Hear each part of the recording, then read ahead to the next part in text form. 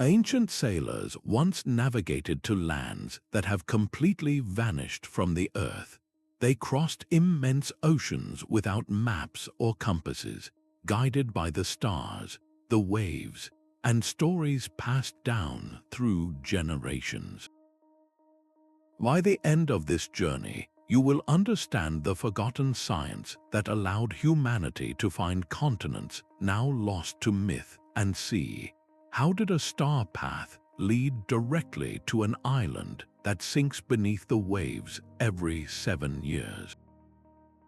What secret clues are hidden within the epic tales of sunken cities? The methods they used reveal a profound connection to the world that we have since forgotten.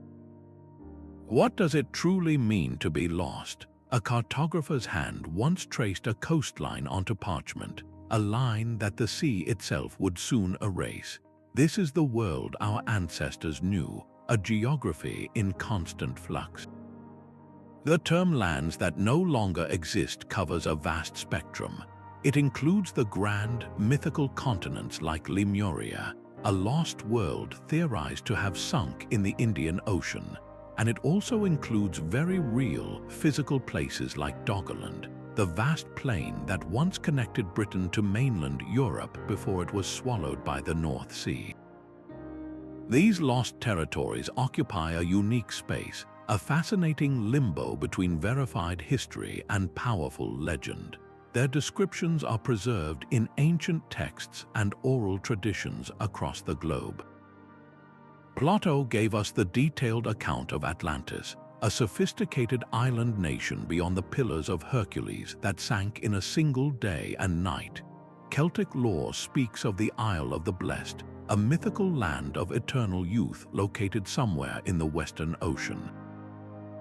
These stories provide tantalizing geographical and cultural details, yet they remain unverified, forever suspended between memory and fantasy. Understanding this category is the first step to grasping the immense navigational challenge. Ancient travelers were setting sail for destinations that were absolutely real to them, guided by information that masterfully blended direct empirical observation with the potent power of myth. This blurred line between reality and legend is precisely what makes their journeys so compelling. It forces us to ask a profound question. How does one even begin to chart a course to a place that might not be on any map? The answer starts not on the shifting sea, but in the fixed and predictable patterns of the sky above. On a moonless night far from any shore, the sky is not an empty void but a detailed map. Ancient travelers knew this celestial chart intimately, its fixed points and predictable cycles forming the foundation of all long-distance navigation. This was not a mere supplement to their journey, it was the essential framework that made such voyages possible at all. By tracking the sun, moon, planets, and stars, they could determine their direction and, crucially, their latitude, their position north or south of the equator. Each culture developed its own sophisticated system for reading this map. The Polynesian voyagers, for instance, did not see random specks of light. They saw star paths where the rise and set of specific constellations like the Pleiades or Orion acted as heavenly signposts. A star rising directly over a desired island would create a path, a line in the sky to follow across the endless Pacific. In the Northern Hemisphere, the North Star, Polaris, remained almost motionless, a constant and reliable anchor pointing true north.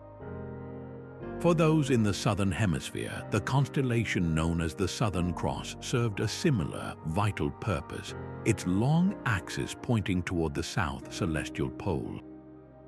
Navigators committed these relationships to memory, creating intricate mental star compasses. In their minds, the entire sky was divided into houses, with certain stars marking the direction to distant, sometimes mythical, lands. This profound astronomical literacy enabled journeys that still stagger the imagination. Consider the peopling of Madagascar. the language and culture of the island point to origins in distant Southeast Asia, suggesting an epic migration across the entire breadth of the Indian Ocean, a journey guided by nothing but the stars. Their celestial knowledge was a form of ancient GPS, a global positioning system written in light. Yet this sky map was only part of the story. To truly find their way, they also had to learn to read the language of the sea itself, interpreting the constant motion of the waves and the winds. The ocean itself spoke a language of currents and swells, a subtle grammar of motion that ancient navigators learned to read as clearly as a written text. A sudden shift in the rhythm of the waves, a change in the water's temperature or taste, these were not random events but vital messages. Sailors became expert hydrologists, interpreting the sea's surface for clues of what lay beyond the horizon. The Polynesian art of wave piloting stands as one of the most sophisticated examples. These master navigators could detect the faint, intersecting patterns created when deep ocean swells reflected off distant, unseen islands. By reading the interference in the waves, they could sense land dozens of miles away, long before any coastline came into view. Currents served as powerful marine highways or daunting barriers. The mighty Agulhas current, flowing south along the eastern coast of Africa, was a formidable force. A vessel could harness its speed for a swift passage toward rumored southern lands, but misjudging its power could mean being swept hopelessly off course. The environment provided other crucial signs. The sudden appearance of specific types of driftwood hinted at forested shores upwind. Spotting a certain seabird, like the tern, which rests on the water but must return to land to nest, gave a navigator a critical radius for their search. Even the color of the water told a story, shifting from the deep indigo of the open ocean to a greenish tint near a river's silt-laden outflow. This intimate sensory connection transformed a vast and seemingly empty expanse into a detailed, living roadmap. Every ripple and gust of wind was part of a navigational dialogue between the sailor and the sea, and this dialogue often included silent partners, creatures of the air and water who unknowingly held the keys to the next hidden shore. A flock of terns cutting across the sky was more than a welcome sight, it was a confirmed heading. For sailors far from any visible shore, the natural world was not just a backdrop but an active, living navigation system. They learned to trust the flight of birds as a direct pointer to safety. At dusk, watching the direction that seabirds flew home to their nests gave a reliable bearing toward land, while a bird spotted in the morning flying out from the sea indicated the opposite direction.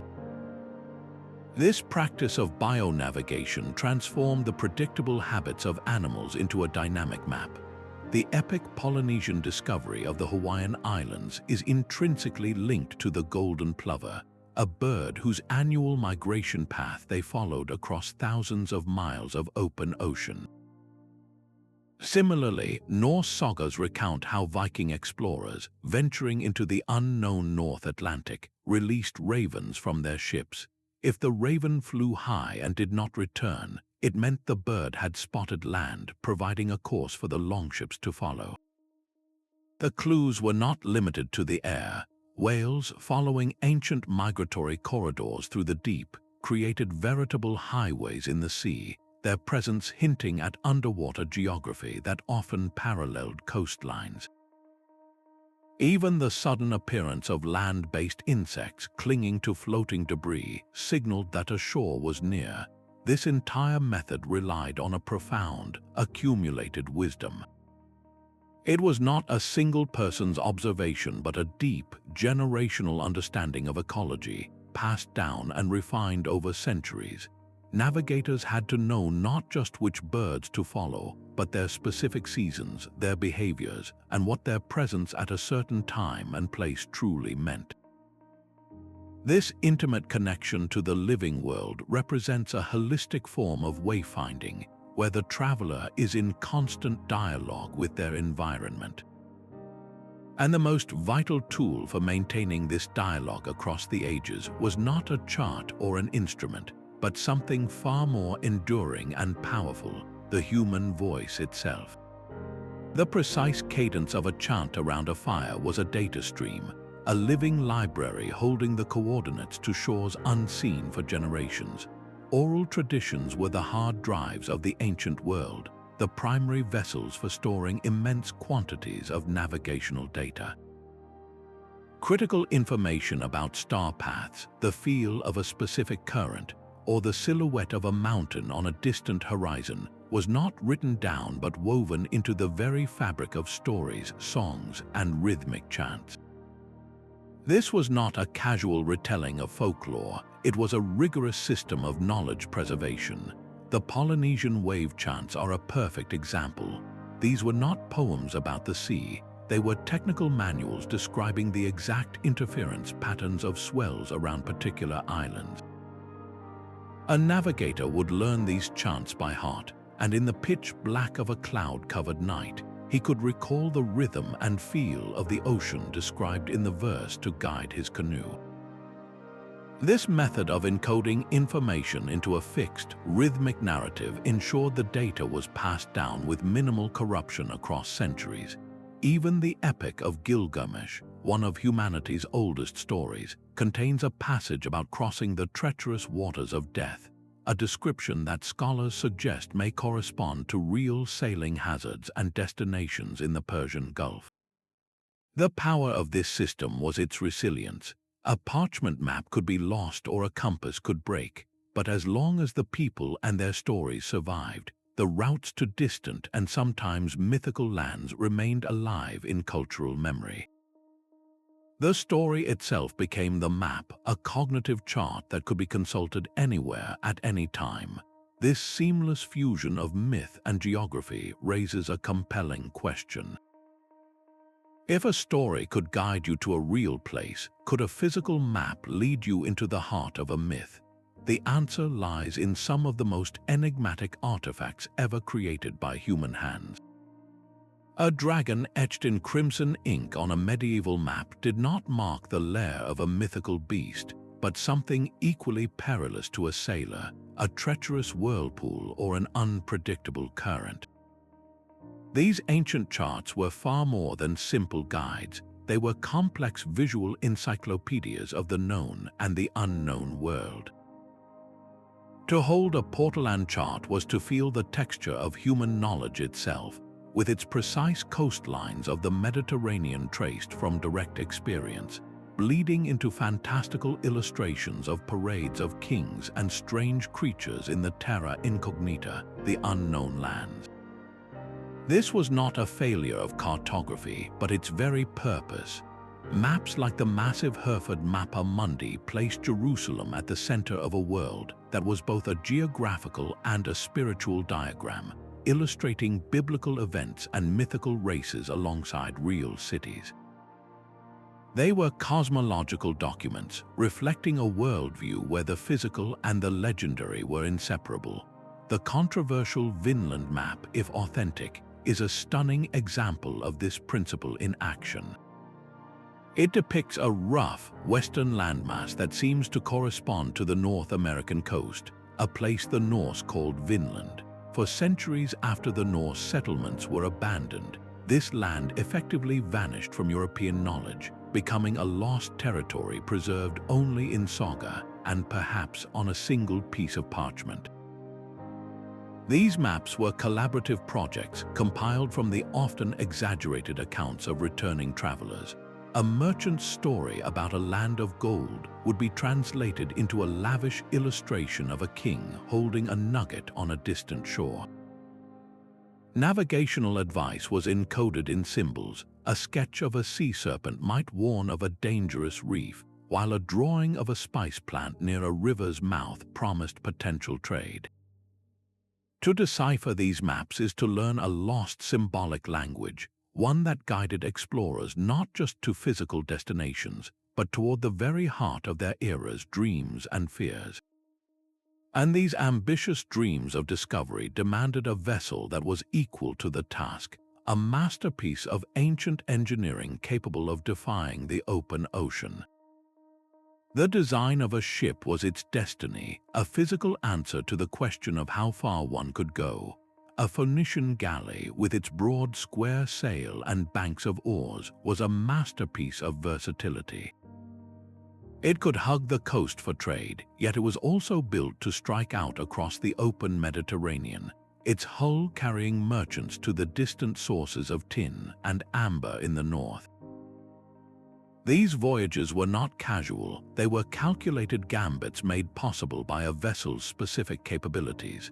The Polynesian double-hulled canoe, or wa, took this engineering to its zenith.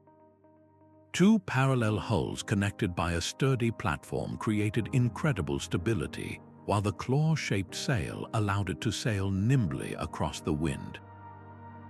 This was not just a boat, it was a self-sufficient world, carrying families, plants, animals, and fresh water on journeys that lasted for weeks, enabling the deliberate colonization of islands scattered across an ocean spanning thousands of miles. In the cold northern seas, the Norse longship presented a different solution.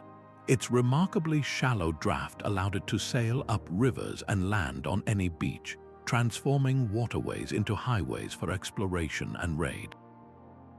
This very design feature is what likely enabled the Norse to cross the North Atlantic, eventually making landfall on the shores of a place they called Vineland, a verdant coast that would later fade from European memory and into the realm of saga.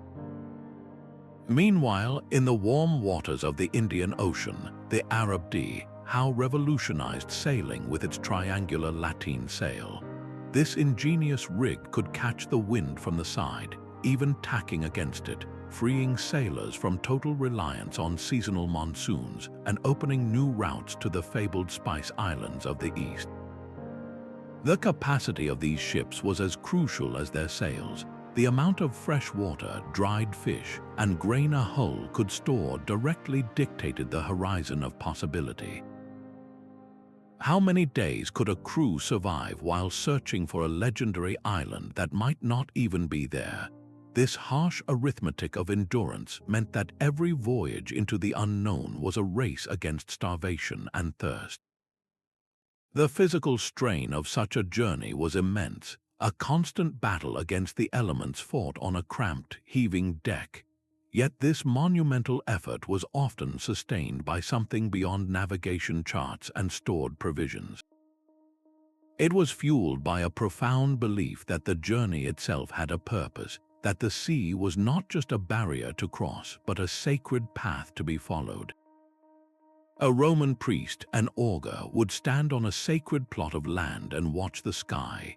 His eyes tracked the flight patterns of birds, interpreting their direction and formation as a direct message from the gods. The entire fate of a fleet, its course set for a fabled land of gold, could hinge on whether the omens were favorable. This was not superstition, it was a critical layer of ancient navigation, a system where the metaphysical world was as real a navigational aid as the North Star. For countless travelers, the terrifying uncertainty of a voyage into the unknown demanded more than just stellar charts and wave reading. It required divine assurance. The Vikings, those master shipwrights of the North, would often consult seers and oracles before a major expedition. They cast lots, pieces of wood marked with symbols, trusting that the gods like Odin, the seeker of knowledge, would influence the fall of the pieces to reveal the most prosperous route or warn of hidden dangers.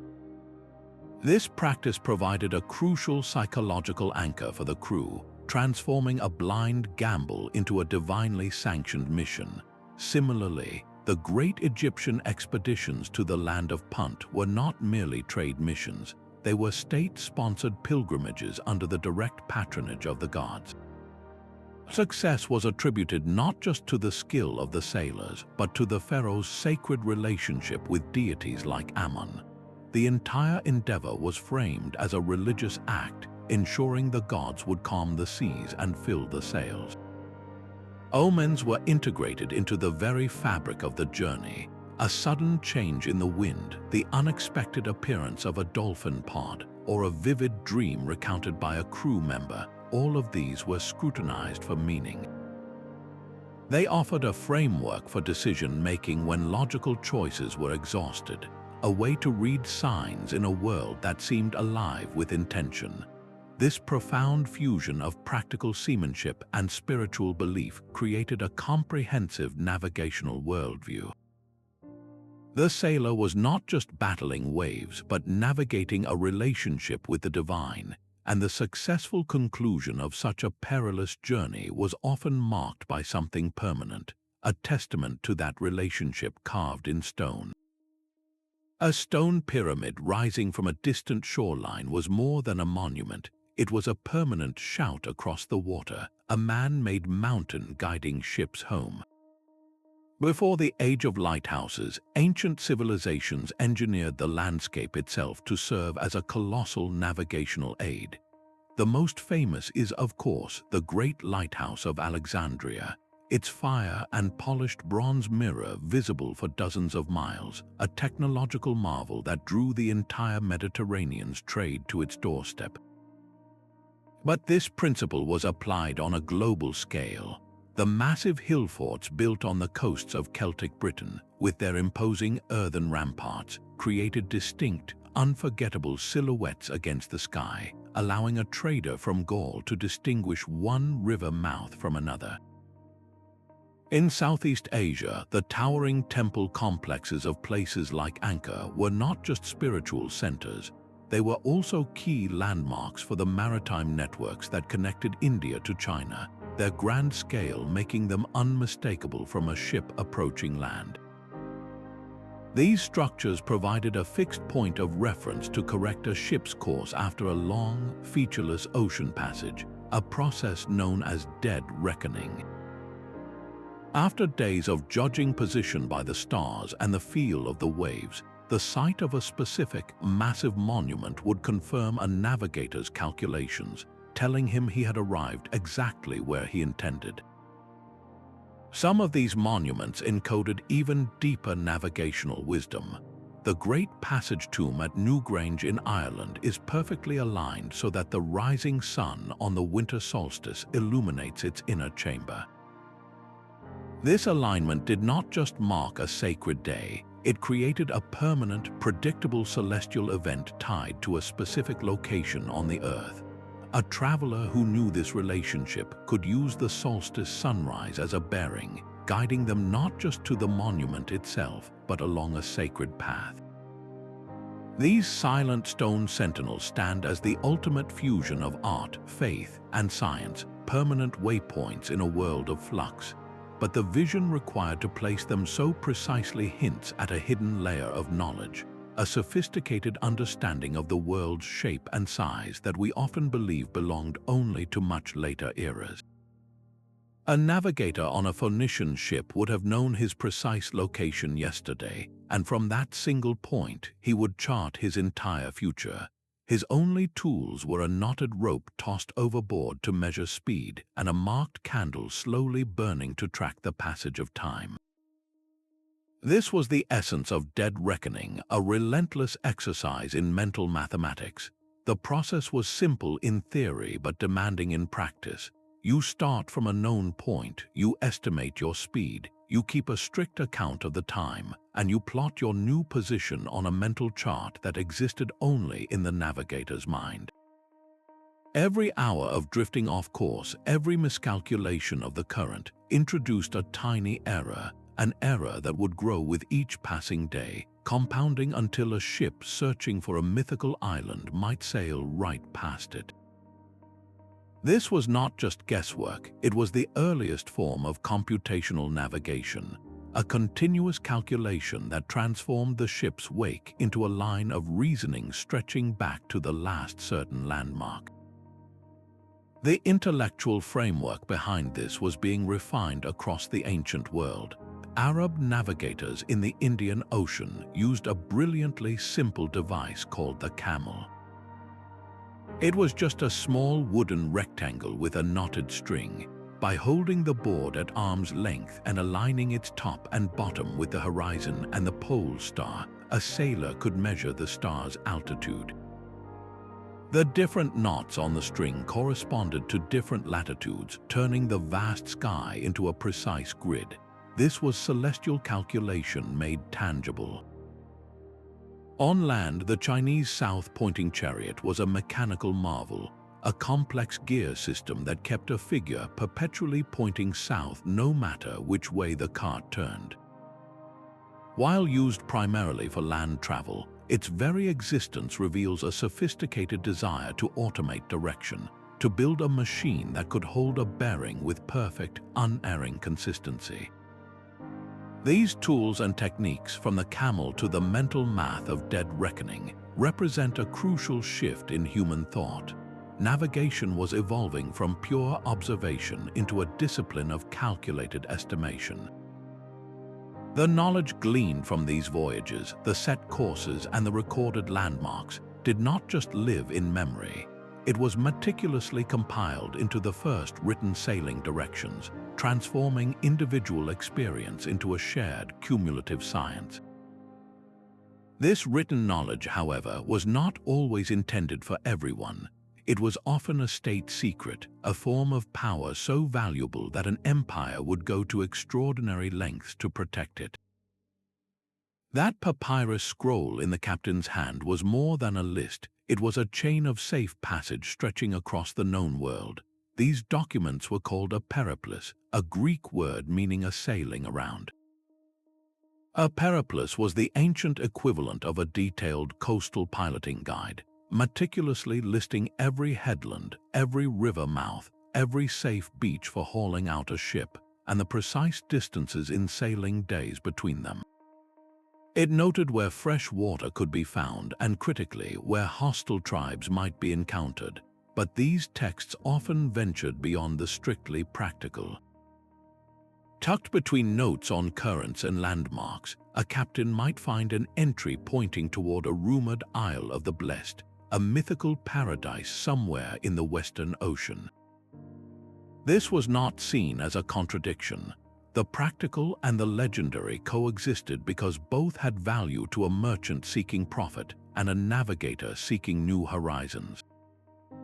One of the most famous surviving examples is the Periplus of the Erythraean Sea, a Greco-Roman text from the 1st century.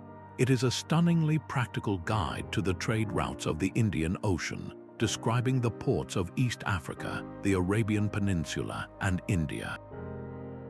It tells a merchant what to bring, what to trade for, and how to navigate the complex social customs of foreign courts. From the perspective of a Mediterranean reader, some of the places described, like the fabled source of cinnamon, must have seemed as fantastical as any myth. The Periplus made these distant, poorly understood lands tangible targets for commerce. It systematized the whispers of returning sailors, transforming tall tales and anecdotal accounts into a reliable, reusable corporate asset. States and merchant guilds could now plan expeditions with a clear expectation of reward, funding voyages not on a whim, but on the calculated promise of exotic goods. This shift from ad hoc discovery to planned expedition marks a pivotal moment in human history. It represents the formalization of exploration, the moment when knowledge was codified into a format that could be archived, copied, and distributed. Yet this newly written knowledge almost always had a deeper, older source. The information in a Periplus was rarely gathered by a single Greek or Roman explorer charting a blank slate. It was almost certainly compiled from generations of local wisdom, painstakingly learned from the indigenous pilots and fishermen who knew their home waters with an intimacy no outsider could ever match. The written manual was the final product, but its true origin lay in the spoken word and hard-won experience of the people who had navigated those coasts for centuries. The whispered name of a distant island, passed from one sailor to another on a foreign beach, could be more valuable than a chest of gold. No ancient traveler, no matter how skilled, was truly self-sufficient in the face of a completely unknown coastline. The success of a voyage, the very act of finding a land that lay beyond the maps, almost always hinged on a crucial final step: learning from the people who already called that place home. This was the ultimate refinement of the navigational art, the integration of localized, place-based intelligence. Imagine the moment of first contact between a Polynesian navigator, his mind a living star chart, and a Melanesian villager who knew the specific mood of every local current and the exact season when a certain fish would run. They might not share a single word of common language, but through gesture and demonstration, a profound exchange could occur, the villager pointing toward a hidden freshwater spring or sketching the shape of a treacherous, submerged reef in the sand. For the Vikings who reached the shores of North America, a place they called Vineland, survival depended on this very process. Their sagas hint at fraught encounters with the local peoples they called Skraelings. Beyond the conflicts, there would have been essential observation, watching which berries the locals gathered, where they established their seasonal camps, and how they navigated the dense forests and icy waters. This knowledge, whether gained through peaceful trade or tense observation, transformed a mysterious, hostile coastline into a landscape that could be understood and exploited. Centuries earlier, the Greek historian Herodotus recorded an astonishing claim that Phoenician sailors, employed by an Egyptian pharaoh, had circumnavigated Africa. Such a multi-year journey would have been a logistical nightmare without aid. They would have been utterly dependent on stopping along the way, learning from countless coastal communities about the shifting monsoon winds of the Indian Ocean, the safe anchorages along the East African coast, and the strange phenomenon of the sun lying to the north as they traveled south of the equator. This knowledge transfer wove a thin but vital thread of connection across immense distances, turning individual voyages into links in a global chain. This collaborative dimension of ancient exploration reveals a world far more interconnected than we often assume. A trade good like Mediterranean glass could end up in a Celtic chieftain's tomb in Britain, while Chinese silk found its way to Rome. These objects did not travel by themselves. They moved along routes pioneered by sailors who pooled their collective wisdom, a vast, informal network of shared experience that guided humanity toward every new horizon. The scent of frankincense on an Omani dock was a promise carried on the wind, a tangible signal of wealth waiting beyond the horizon. This economic pull was a force as real and as navigable as the monsoon itself, drawing ships toward lands rumored to hold unimaginable riches. The pursuit of specific, rare commodities directly shaped the geography of exploration. Civilizations did not risk their ships and their sailors on a vague hope of discovery. They were lured by precise targets: tin from the misty Cassiterides, amber from the Baltic coast, and gold from a river in a land the Egyptians called Punt. These resources were so valuable, their sources so shrouded in secrecy by middlemen, that they attained a near mythical status. The destination itself became a legend, a land that might as well not exist until someone brave or desperate enough finally laid eyes upon it. The monsoon winds of the Indian Ocean turned this pursuit into a scheduled enterprise. For 6 months of the year, the winds blew steadily from the southwest, carrying ships from Arabia directly to the spice ports of India. Then, as if on a celestial timer, the winds reversed, blowing from the northeast to bring those same ships, now laden with pepper and cinnamon, back home. This was not just weather, it was a predictable, global clockwork that made long-distance trade a calculated risk rather than a suicidal gamble. We see this same driven logic in the Phoenician traders, master merchants of the ancient Mediterranean. Their hunger for Spanish silver and British tin pushed their galley designs to the limit, likely taking them beyond the Pillars of Hercules and north along the Atlantic coast. Their secretive routes, guarded with a paranoid intensity, became the foundation for later Greek myths about a world encircling ocean and islands of the blessed. Even the vast Roman appetite for Chinese silk, a substance that felt like woven air, created a ripple effect across the globe. Caravans moved along the land-based Silk Road, but ships also sailed its maritime counterpart, bringing back not just bolts of fabric, but also wild tales of the distant land of Seers, the place where silk originated. To a Roman, Seers was a semi-legendary realm, a place on the map defined entirely by a single, miraculous product. The very act of trading with a distant land, of establishing a route to it, solidified its existence in the human imagination, even if its true nature was distorted through layers of translation and exaggeration. The promise of wealth could bend a navigator's course as surely as a magnetic field, pointing the proverbial compass directly toward the greatest mystery of all, the legendary continents that vanished beneath the waves. Plato's account of Atlantis is not merely a story. It is a detailed set of sailing directions to a destination that had already been erased. For over 2 millennia, this narrative has presented the ultimate navigational puzzle. How do you find a place that the sea itself has consumed?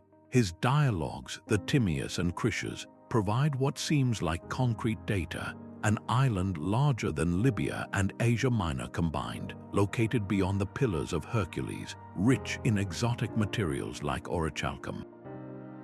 Generations of explorers have treated these details not as myth, but as a corrupted perilous, a faded map begging to be deciphered. The coordinates were clear enough to follow, yet the destination was forever out of reach. This paradox fueled an endless quest, turning philosophers into admirals and scholars into ship captains, all attempting to plot a course back in time. One of the most compelling theories suggests the legend preserves the memory of a real voyage to the Minoan civilization centered on the island of Thera. A massive volcanic eruption there in the 2nd millennium BCE obliterated much of the island, sending tsunamis across the Aegean and shrouding the sun in ash. For any sailor approaching those waters generations later, the story of a sophisticated island kingdom swallowed by the sea in a day and a night would have been a chillingly accurate description. The established sea lanes to Thera, once bustling with Minoan trade ships, became the very routes later travelers would have retraced, not to find a living city, but to witness a grave. In this light, the tale of Atlantis transforms into a sophisticated form of nautical warning. It is a story encoded with vital safety information, teaching generations about the cataclysmic dangers of volcanic archipelagos and unstable coastlines. The legend's endurance demonstrates a profound truth about ancient wayfinding. The most important maps were not always drawn on parchment. They were etched into memory through powerful narrative.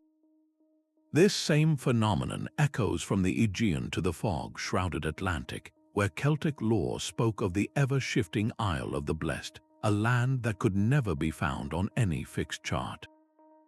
The search for High Brassel demanded a different kind of patience, a willingness to trust in cycles that stretched beyond a single lifetime. On ancient Irish charts, this phantom island was often drawn as a perfect circle split by a central river, a place said to materialize from the ocean missed just one day in every 7 years. To set a course for such a destination was to navigate by faith as much as by the stars, a venture into a geography that was fundamentally spiritual. These quests were immortalized in the Imrama, the old Irish voyage tales that chronicled heroes sailing west into a realm of wonders, a Celtic otherworld that likely blended hazy reports of the Faroe Islands or the Azores with a deep, mythological yearning for a land beyond death.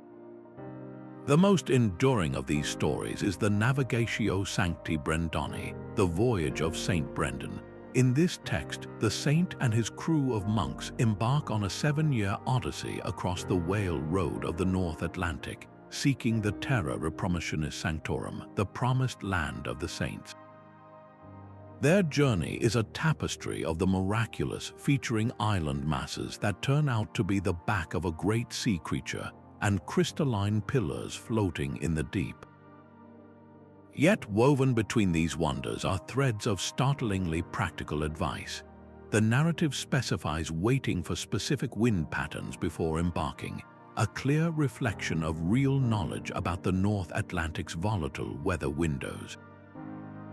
It describes landing on an island black with volcanic slag and witnessing a mountain spewing fire into the sky, a description that resonates powerfully with the active volcanoes of Iceland. Could the paradise of birds they encountered be a memory of the vast seabird colonies on the remote islands north of Scotland? The text functions as a layered document, a spiritual allegory built upon a foundation of genuine, hard-won sailing lore. For these Irish monks, the drive to find a promised land was a divine engine that propelled their frail leather curraghs farther into the unknown than perhaps even they realized. Their pilgrimage demonstrates that the most powerful navigational instrument of all was not a star or a wave, but the human spirit's unquenchable thirst for a horizon charged with meaning. This same thirst, channeled through a different culture and a colder sea, would soon lead to the confirmed discovery of a land of ice and fire. The voice of the Skald wove a practical map from memory, a route of ice and fire leading to a shore draped in vines. In the smoky confines of a Greenlandic longhouse, the sagas of Eric the Red and the Greenlanders were not mere entertainment. They were a collective memory of a crossing, a detailed perilous for the North Atlantic. The narrative laid out a clear, sequential path, first from Norway to the volcanic shores of Iceland, then onward to the stark fjords of Greenland, and finally, farther west than any European had knowingly sailed, to a new coastline they called Vineland. These stories were packed with the raw data of wayfinding, noting the specific seabirds that signaled the approach of Greenland and the whale feeding grounds that marked certain currents. But one detail stands out as a stroke of technological genius: the use of the solarstein or sunstone. On a day when the sky was a uniform, featureless gray, a navigator could hold this crystal, a piece of cordierite or Iceland spar, up to the heavens. By rotating it and watching for the shifts in polarized light, patterns invisible to the naked eye, he could pinpoint the sun's hidden location with astonishing accuracy. This was not magic, it was applied optics, a tool that pierced the cloud cover as effectively as modern radar pierces fog. The ultimate validation of these saga maps was unearthed at Elance Oaks Meadows in Newfoundland. The remains of Norse dwellings and a smithy, carbon dated to around the year 1000, prove that the stories were true. The sagas guided real people to a real continent, a land of towering forests and wild grapes. For a few brief years, this was a place on their map, a destination reached through a masterful fusion of celestial science, environmental reading, and the oral tradition. Then, as conflict with the local peoples they called Skraelings intensified, and the Greenland colonies themselves weakened, the route was forgotten. Vineland faded from European knowledge, retreating from a tangible shore back into the realm of legend for 5 long centuries. The Norse achievement demonstrates that a story, when it carries precise navigational data, can be as reliable as any chart. This same powerful synergy of myth and science was being perfected on the other side of the globe, guiding explorers across an even vaster aquatic wilderness. The Hokulaire's twin hulls cut through the swell, a vessel from another time guided by a mind holding a star map etched in memory. After 2,400 miles of open ocean, the green peaks of Tahiti rise from the horizon not as a surprise but as a confirmation. The landfall is precise, the result of a system so refined it represents the absolute peak of non-instrument navigation. This is Polynesian Wayfinding, a holistic science that weaves the sky, the sea, and all its life into a single, navigable whole. At its heart is the Pohokal, the navigator, a person who lives for weeks in a state of constant, concentrated awareness. Their primary tool is the star compass, a mental construct dividing the horizon into 32 houses, each with its own rising and setting stars. But the true genius lies in the concept of etak. In this system, the canoe itself is considered motionless, while islands and star paths move around it. The navigator selects a reference island, one that is unseen but whose position is known, and tracks its movement against the backdrop of the stars. As a specific star rises over that distant island and then sets behind the canoe, a segment of the journey is completed. It is a form of abstract dead reckoning so advanced it allows the navigator to always know his position in a vast and featureless sea. This celestial knowledge is constantly cross-referenced with the ocean's own language. The navigator lies in the hull, feeling the pattern of the swells, the nalua, a long, deep ocean swell reflecting off an unseen island miles away creates a specific interference, a subtle bump or cross pattern in the water that can be read like a road sign. The flight of birds, the monu, provides another critical layer. A white tern flying out at dawn indicates the direction to land within a certain radius, while a booby soaring high suggests a distant fishing ground, and therefore the presence of an island upwind. Every piece of data, from the color of the clouds to the type of driftwood floating past, is integrated into a living mental chart.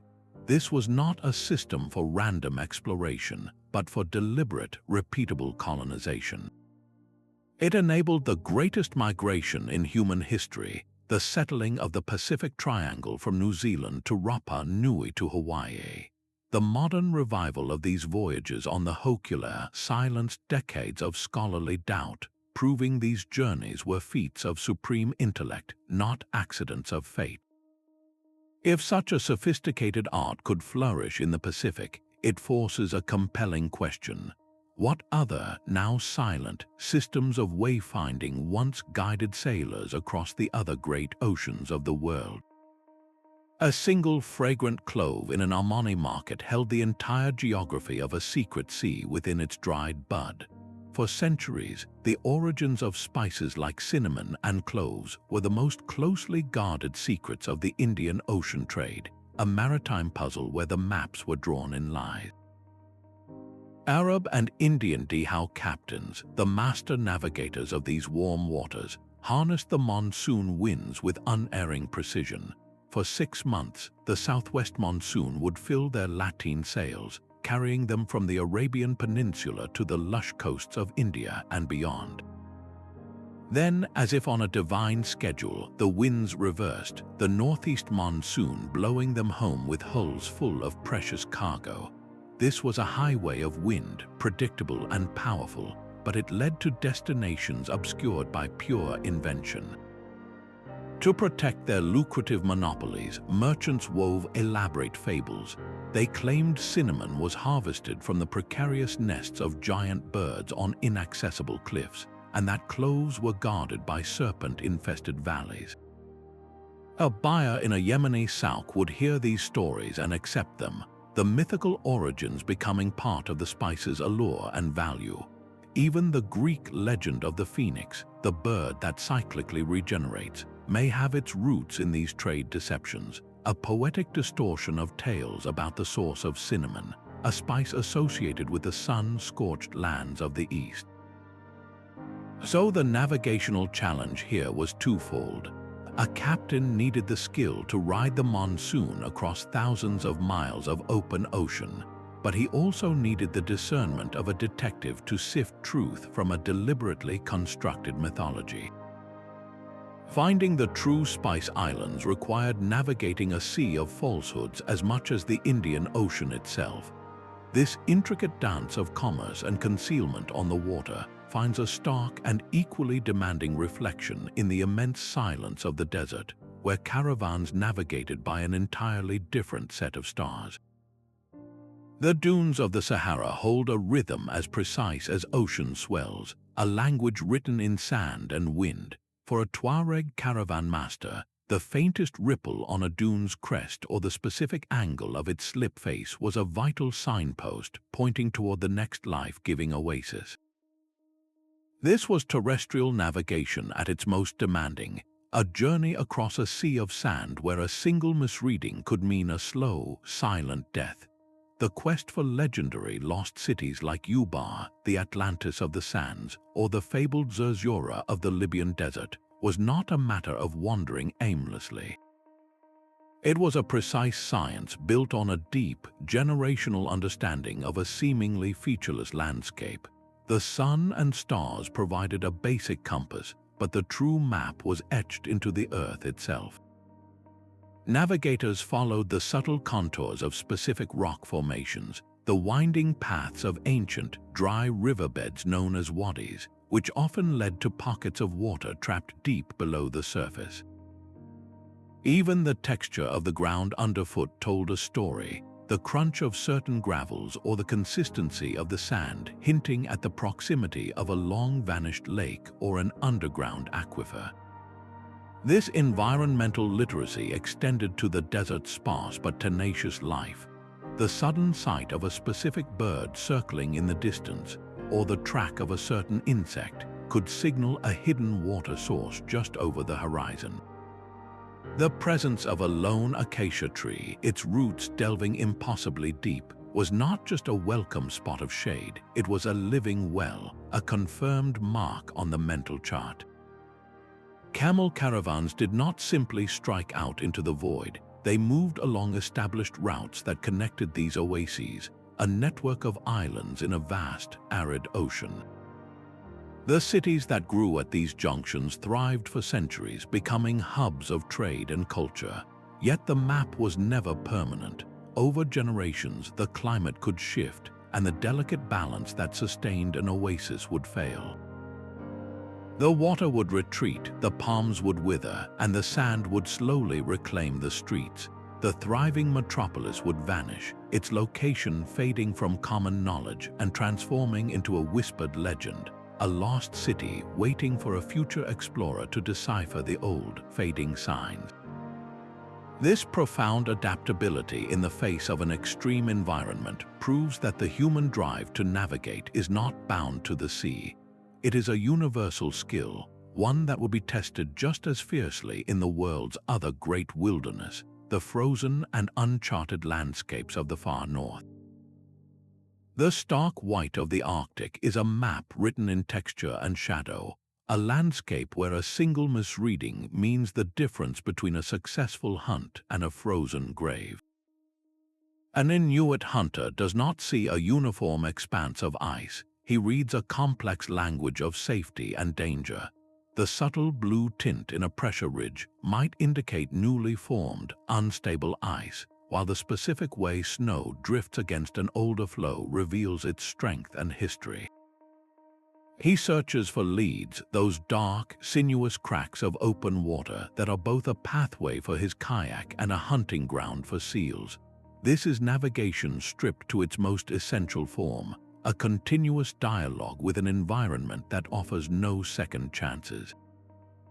Peoples of the far north, from the Inuit and Thule to the Norse who ventured into their world, mastered a science of survival in this featureless realm. With the sun often hidden below the horizon for months, they learned to interpret the sky itself. They used sun dogs, those phantom duplicates of the sun that appear as bright spots on either side of the real star, caused by ice crystals in the air. The orientation of these halos could confirm the sun's true position, even when it was just a glow beneath the ice, providing a critical bearing when every other landmark had vanished. Their entire existence was synchronized with the migrations of the animals they depended upon. The predictable paths of caribou herds across the tundra and the seasonal movements of whales and walrus in the frigid currents were not just sources of food, they were living, breathing routes etched into the world. Following a caribou trail could lead to a sheltered valley, while tracking a pod of belugas might reveal a hidden polynya, a patch of life giving open water amid the solid ice. This deep, generational knowledge allowed for exploration and discovery even here, at the very edge of the habitable world. The Norse sagas, with their terse, practical descriptions, give us names for these newfound shores. Helluland, the land of stone slabs, is almost certainly Baffin Island, its stark, rocky coasts visible from a longship. Markland, the land of forests, matches the dense, subarctic woodlands of Labrador. These were not just names, they were navigational waypoints, descriptions so accurate they could guide another ship to the same spot generations later. But these hard-won discoveries were often fleeting. A settlement might thrive for a century on the margin of a glacier, only to be abandoned when the climate shifted, the ice advanced, and the route home became impassable. The lands they found were not always permanent destinations, but temporary waystations in humanity's enduring struggle against the cold. The polar ice is a stark reminder that the ground beneath our feet and the seas we sail are not a fixed stage, but a participant in the story, constantly rewriting the very maps the ancients worked so hard to create. The ocean's memory is long, and its appetite for land is insatiable. Doggerland was not a myth, but a vast, fertile plain where mammoths once roamed and Mesolithic hunters tracked their prey. For centuries, it connected Britain to the European mainland, a thriving world in its own right. Then, as the last great ice age released its grip, the seas began their slow, relentless climb. Meltwater from collapsing glaciers poured into the ocean, and the very ground, freed from the immense weight of the ice, shifted and sank in a process known as isostatic rebound. Over generations, the forests drowned, the hills became isolated islands, and finally, around 6,200 years ago, the highest points vanished beneath the chill waters of the North Sea. What was once a well-trodden path became a legend, remembered only in the haziest of folk memories. This was not a unique event, but part of a global rearrangement of the world's coastlines. During the Ice Age's peak, so much water was locked in continental glaciers that global sea levels plummeted, dropping by over 300 feet. This exposed land bridges that became superhighways for life. The most famous of these was Beringia, a wide, grassy plain that connected Siberia to Alaska. For millennia, it was a corridor for animals and the humans who followed them, enabling the peopling of the Americas. When the climate warmed and the ice sheets melted, this bridge, along with countless coastal plains, was inundated. The map of the world was redrawn, and the routes our ancestors walked were erased forever. The psychological impact of this loss echoes through time, preserved in the foundational stories of nearly every culture. The Mesopotamian epic of Gilgamesh tells of a great flood sent by the gods, with a hero instructed to build a boat to save his family and the seeds of life.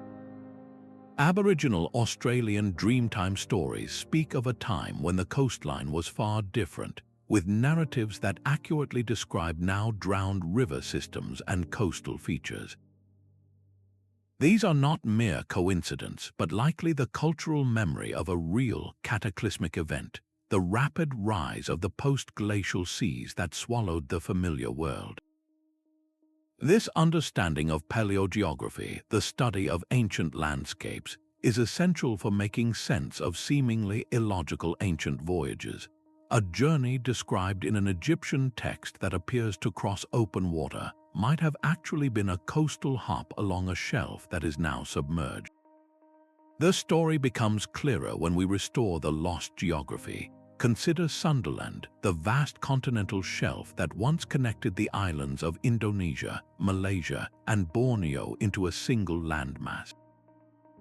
What is now a scattered archipelago was once a continuous expanse.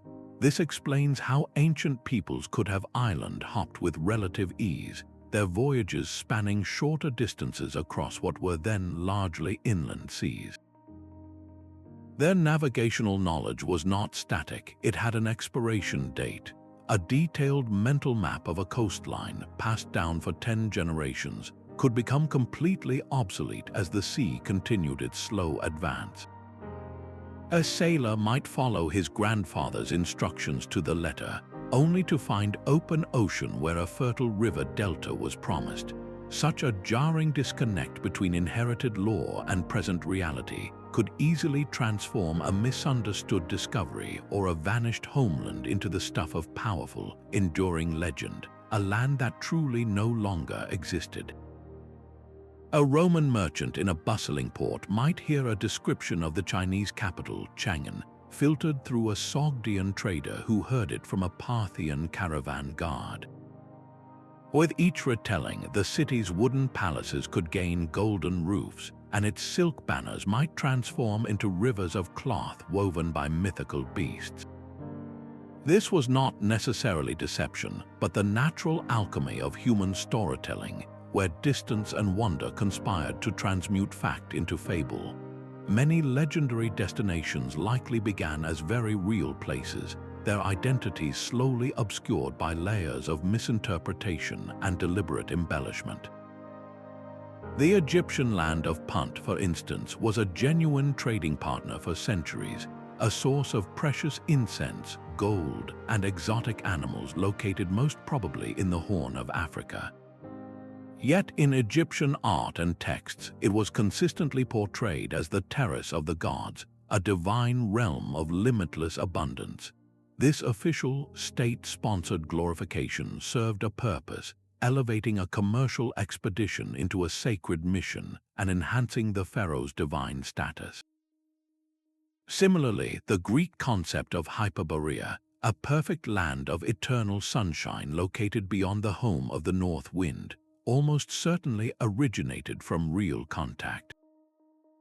The Amber Road, a trade route stretching from the Baltic Sea to the Mediterranean, would have brought not just gold and amber but also tales of the northern peoples who lived in lands with incredibly long summer days. To a Greek listener accustomed to a different solar rhythm, these descriptions of a sun that barely set could easily be interpreted as evidence of a paradise beyond their known world. Sailors were particularly prone to this kind of myth-making. A captain might exaggerate the dangers he faced or the wonders he saw to secure greater pay or fame. More practically, they would spread terrifying fables about the sources of valuable goods, like cinnamon growing in valleys guarded by winged serpents, to deter competitors and protect their trade routes. But not all mythical geography sprang from tall tales. Sometimes it was born from simple, understandable error. A mirage hovering over the sea could conjure a phantom coastline. A low-lying island might be mistaken for a cloud, or a sudden storm could blow a ship far off its intended course, leading to the sighting of a previously unknown shore. That single, fleeting observation, perhaps never verified, would then be carefully inked onto a map as a confirmed location, a phantom waypoint that would confuse and entice navigators for generations. This entire process reveals ancient cartography not as a science of fixed truths, but as a dynamic record of collective human experience, a tapestry woven from threads of observation, memory, and imagination. We now possess the tools to untangle these threads, to peer through the layers of legend and see the real landscapes that first inspired them. A satellite image reveals the ghost of a river, its ancient channel carved into the seabed off the coast of India. This sunken landscape, invisible from any ship's deck, provides a digital map to coastal settlements swallowed by the sea millennia ago. we are no longer limited to interpreting old texts or star charts. We can now use the tools of modern science to test the ancient stories against the physical Earth. Side-scan sonar paints a detailed picture of the seafloor, uncovering the drowned hills and valleys of places like Doggerland. In the North Sea, this technology has mapped an entire submerged world, revealing the lakes, rivers, and even the footprints of Mesolithic hunters preserved in the silt. We can trace the very paths they walked, understanding how they navigated a landscape that is now 60 fathoms deep. On land, LIDAR, which uses laser pulses to see through dense forest canopies, is uncovering lost cities in Central America and Southeast Asia. In the vast emptiness of the Arabian desert, satellite archaeology peers down to detect faint trails, ancient caravan routes that all converge on a single point, leading archaeologists to the potential site of the fabled city of Yuba. These are not guesses, they are data points. Each submerged riverbed and each buried foundation acts as a waypoint, confirming or refuting the routes described in a perilous or an epic poem. This process of ground truthing separates plausible destinations from pure fantasy, not to debunk the legends, but to understand their origins. Finding the potential reality behind a tale like Yuba makes the merchant's journey across the desert not less miraculous, but more tangible. We can appreciate the genuine, hard-won skill it took to navigate to a real oasis city, whose location was so fragile that when its water source finally failed, it could vanish from memory entirely. This scientific search provides a tangible connection to our ancestors' journeys, allowing us to measure the incredible accuracy of their mental maps. Yet, as we recover this ancient knowledge with our machines, we are simultaneously losing the living tradition of wayfinding itself, the very skills that made these epic voyages possible in the first place. A child today might never need to notice which side of a tree the moss grows thickest, or how the sun casts the shortest shadow at noon. We carry a global positioning system in our pockets, a miracle of technology that has quietly erased a primal human skill, the art of natural navigation. This ancient discipline required more than just a handful of tricks. It was a complete way of seeing the world, built on a foundation of deep, patient observation. It demanded an intimacy with one's environment that we can now scarcely comprehend, a memory trained to hold the subtle patterns of star paths, the specific feel of ocean swells, and the seasonal behaviors of countless birds. To be a true wayfinder was to be in constant, silent conversation with the earth itself. The loss of this knowledge is more than just the fading of old techniques. It is the severing of a fundamental connection, a form of environmental literacy that allowed a person to feel truly at home and oriented in the wild without any technological intermediary. This is why the work of the Polynesian Voyaging Society is so vital. Their revival of celestial navigation for the Hokula was not a museum piece performance. It was a living, breathing act of cultural resurrection.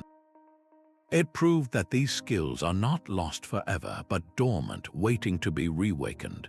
Relearning how to read the world without a screen teaches us a profound humility. It forces us to slow down, to pay attention, and to respect the intricate web of natural signs that our ancestors depended upon for their very survival and for their greatest discoveries.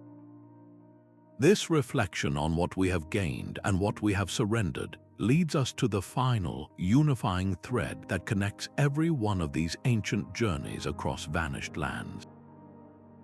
That single, universal impulse to see what lies beyond the next wave is the true compass that guided every ancient journey. From the star paths of the Pacific to the ice lanes of the North Atlantic, the story of ancient navigation is not merely a catalogue of forgotten techniques. It is a profound testament to the insatiable human drive to explore the unknown, to push past the edges of the map no matter the cost. These travelers, armed with nothing but keen observation, raw courage, and the accumulated wisdom of generations, did more than just discover new islands.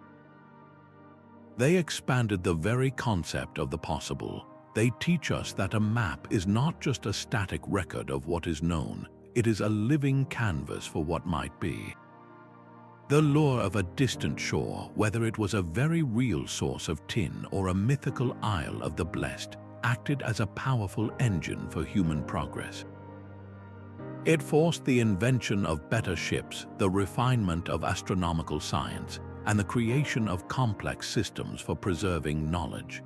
It wove threads of connection between cultures separated by vast oceans, proving that curiosity is the original globalizing force. The greatest legacy of these explorers is not the lands they found, but the horizons they opened within the human mind. Their achievements remind us that the most sophisticated navigational instrument is not a crystal or a compass, but an inquisitive spirit.